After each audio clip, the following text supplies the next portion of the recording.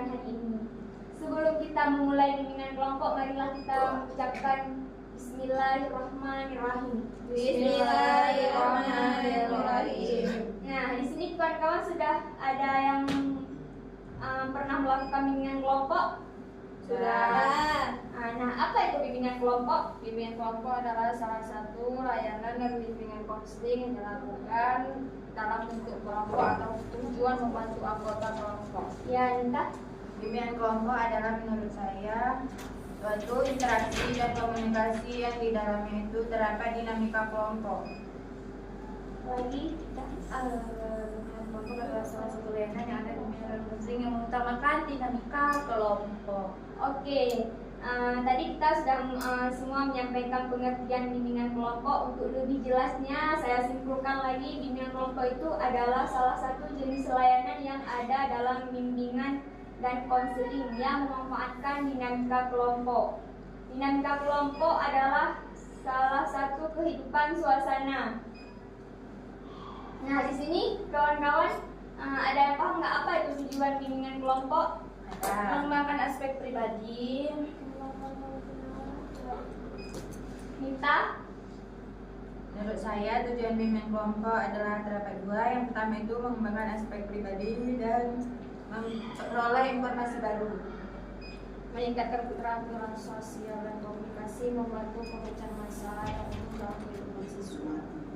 Nah, tujuan bimbingan kelompok itu kan ada dua. Yang pertama itu pengembangan aspek pribadi. Melalui bimbingan kelompok itu diharapkan bahwa kawan-kawan berani berbicara di depan umum, berani memberikan pendapat tanpa menyinggung perasaan orang lain.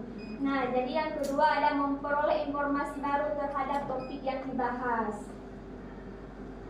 Nah, cara pelaksanaan bimbingan kelompok itu caranya seperti ini. Duduk melingkar atau letter U agar mempermudah interaksi dan komunikasi antar anggota kelompok. Nah, baik, saya akan menjelaskan tentang asas-asas. Yang pertama ada kesukarelaan.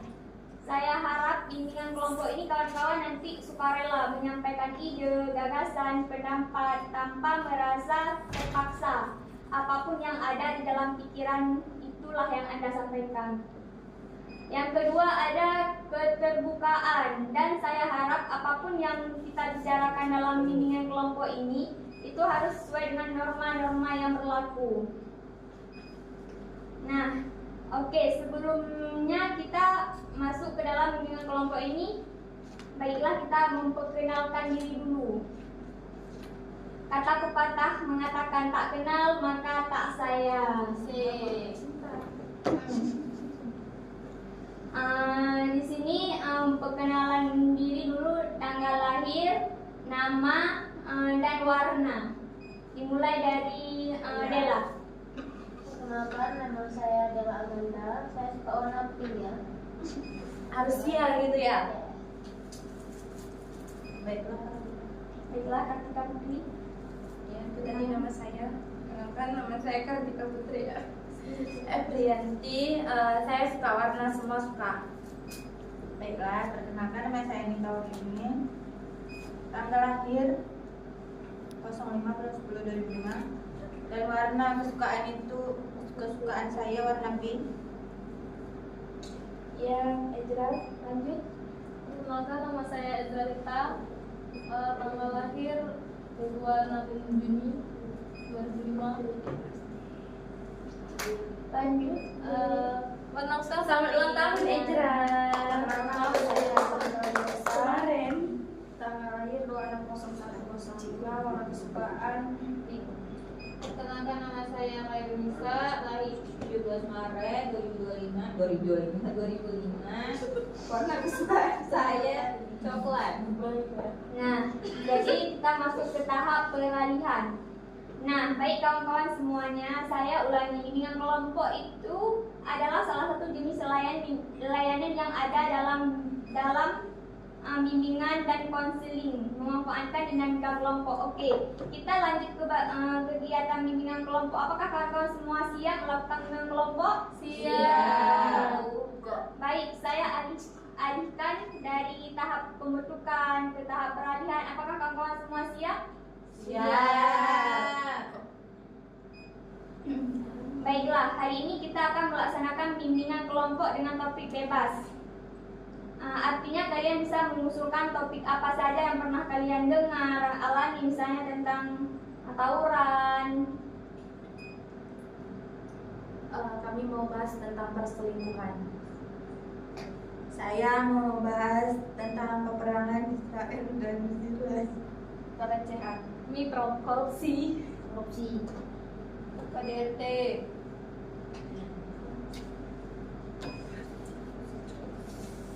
Oke. korupsi aja sih. Dari topik yang sudah disebut tadi, ada nggak yang belum kalian pahami? Mungkin ada istilah yang asing atau topik yang belum pernah kalian sebelumnya dengar. Korupsi. Lebih ke KDRT sih. KDRT. KDRT karena kan kita kurang pernah tahu buat gitu. gitu. Perselingkuhan Kayak sih. lebih KDRT. KDRT.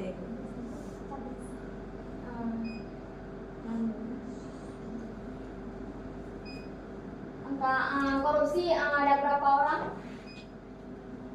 Korupsi. Apalagi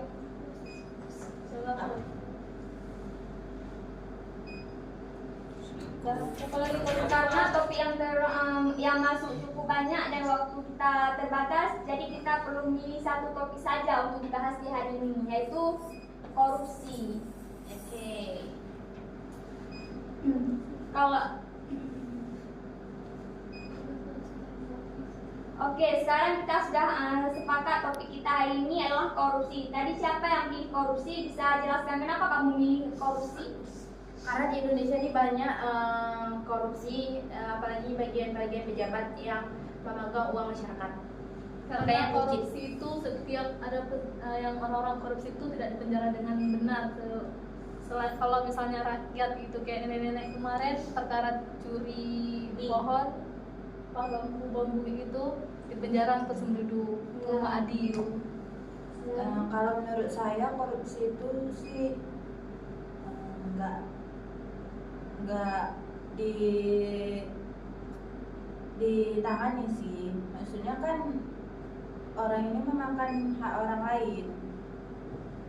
Oke, dari jawaban kalian tadi, saya simpulkan bahwa korupsi adalah mengambil hak orang lain secara diam-diam.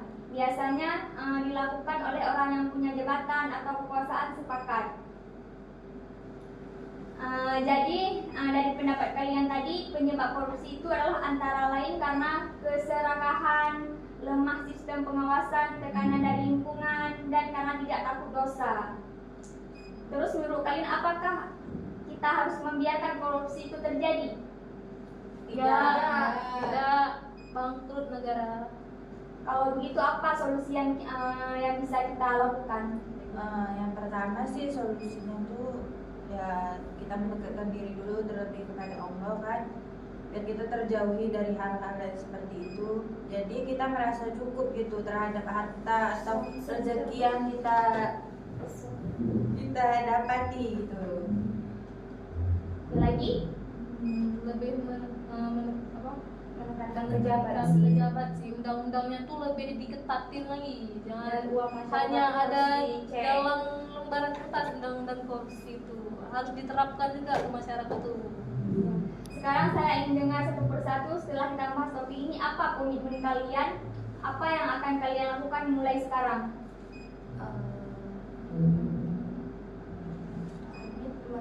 Komitmennya ya kayak bagi kementerian tuh harus jujur kayak gitu, Jangan nanti ada jangan mahasiswa memakan di demo. uang masyarakat. Kayak dia memang memegang uang masyarakat, cuma jangan digunakan seenaknya dengan kayak gitu membiayai kehidupan dan kebutuhan. Kalau menurut saya komitmennya tuh sih lebih ke diri sendiri sih. Terus tuh pun harus pengawasan di negara ini harus diperketat gitu. Jadi kan tahu pengeluaran duitnya kemana. Jangan sama-sama memakan. Saya yang mahasiswa capek di lapangan. Betul. Iya. Mudah-mudahan komitmen ini bukan hanya diucapkan tapi juga dilaksanakan ya. Iya.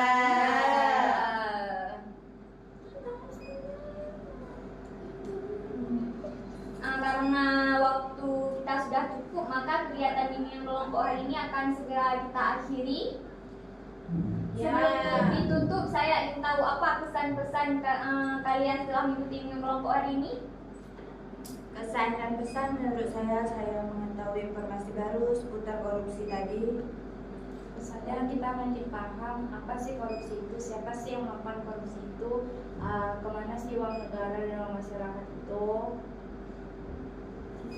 Nanti kita akan lanjutkan dengan kelompok seperti ini minggu depan dengan topik yang berbeda dan lebih seru lagi. Jadi tetaplah semangat dan terus berpikir kritis ya. Iya.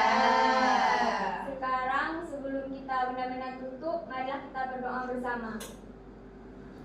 Alhamdulillah.